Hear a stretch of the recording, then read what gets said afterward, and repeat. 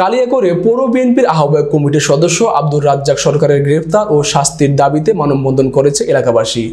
সোমবার সকালে টাঙ্গাইল মহাসড়কের লতিপুর এলাকায় এই কর্মসূচি অনুষ্ঠিত হয়।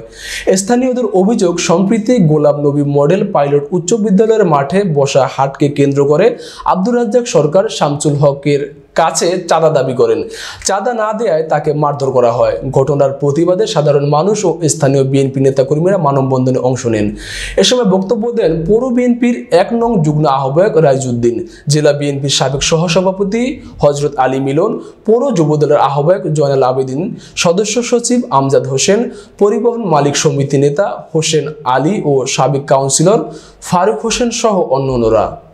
বক্তারা অবিলম্বে রাজ্জাক সরকারের গ্রেফতার ও শাস্তির দাবি করেন। ৩০ বছর যাবৎ কালিয়াকৈরে গোলাম নবী স্কুলের মাঠে উনি ব্যবসা বাণিজ্য করে আসছেন।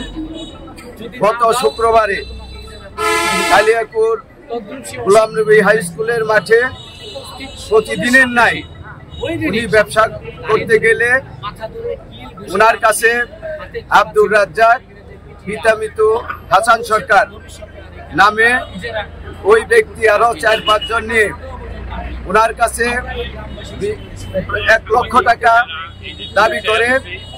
সেই ১ লক্ষ টাকা চাঁদা না দেওয়া কারণে তাকে এলোপাথারি ভাবে মারপিট করে এবং সে ৫ ওয়াক্ত নামাজি তার দাড়ি ধরে টানাটানি করে।